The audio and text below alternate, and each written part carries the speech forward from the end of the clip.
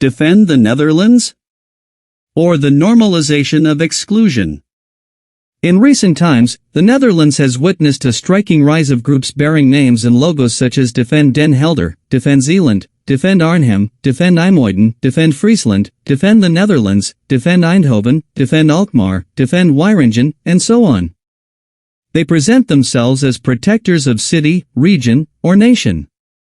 In practice, however, their focus is almost exclusively directed against the arrival of asylum seekers and reception centers, AZCs. Their message is blunt and unnuanced: they must go, this is our country.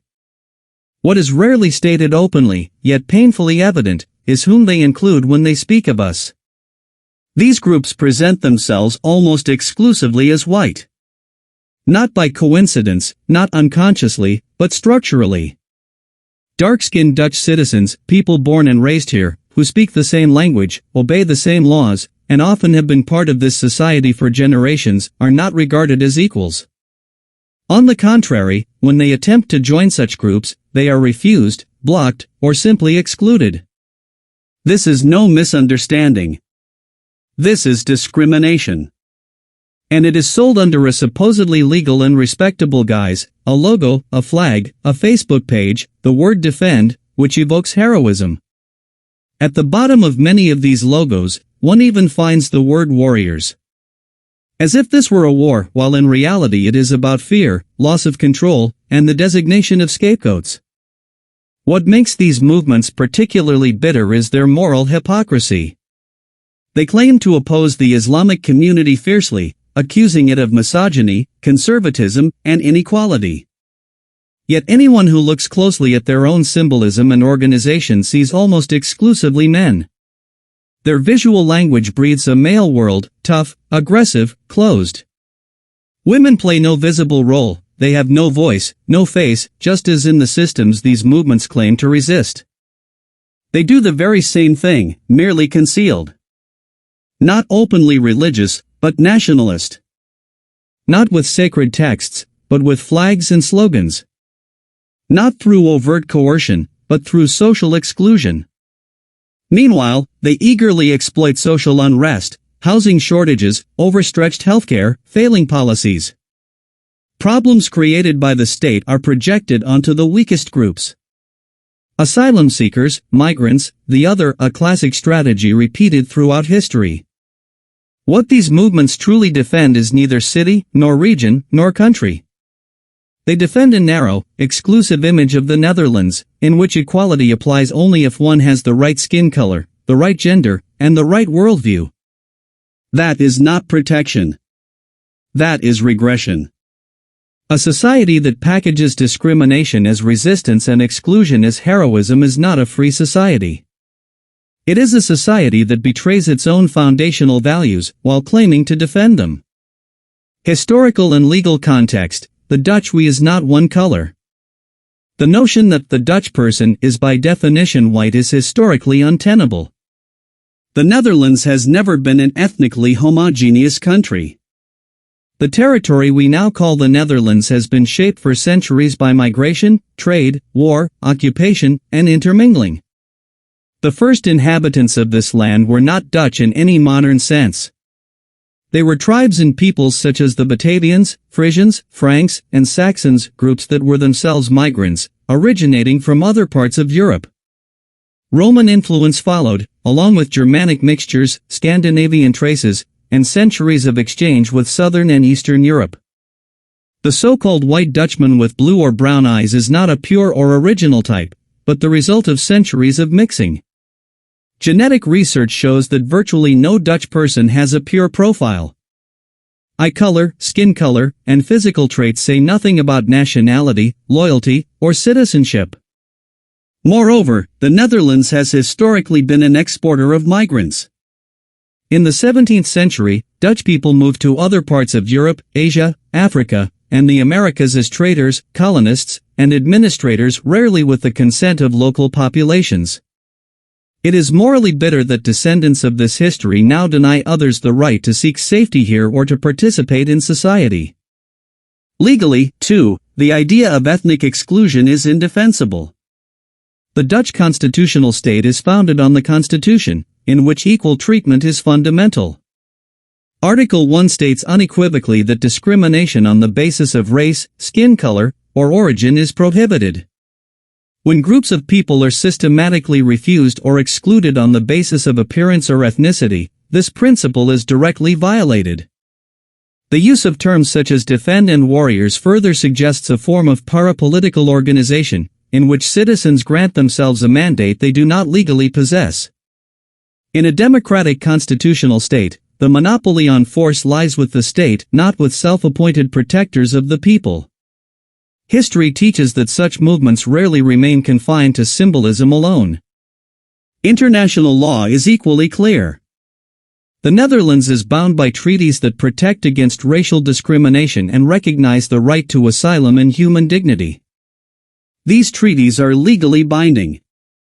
Those who claim to defend the Netherlands while ignoring fundamental legal principles are undermining the country itself.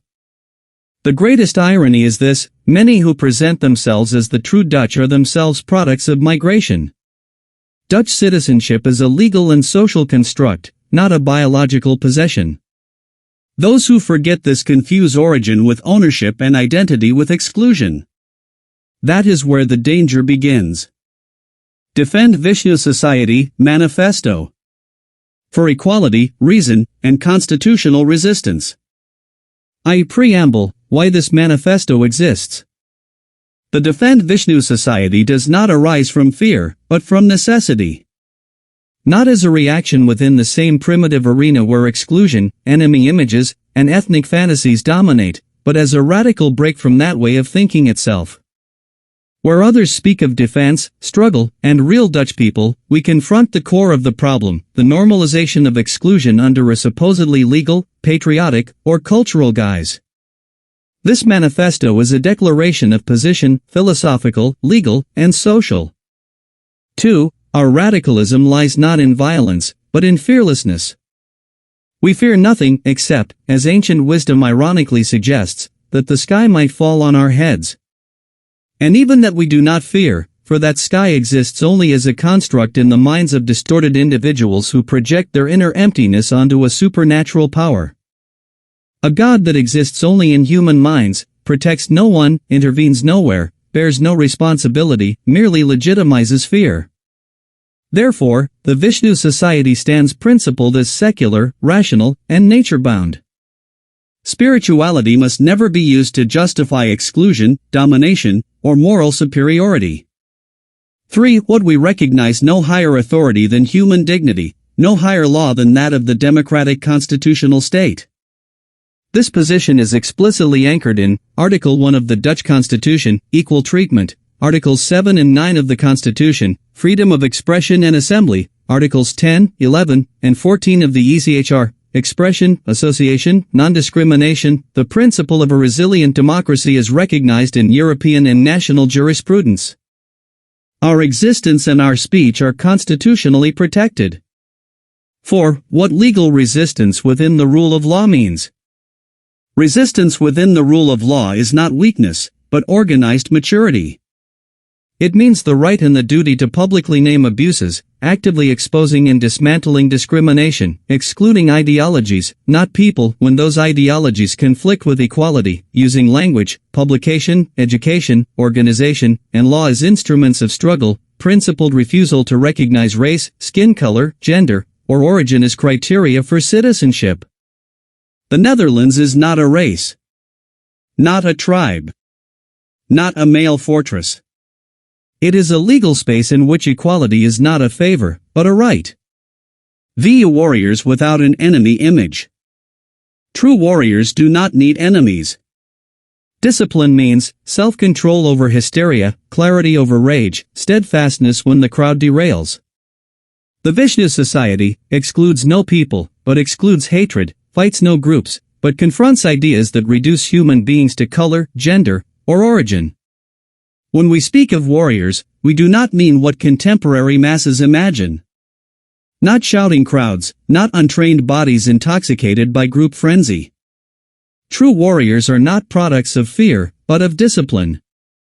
They act from restraint, intellect, morality, and legal knowledge. The Vishnu Society knows warriors of word and deed.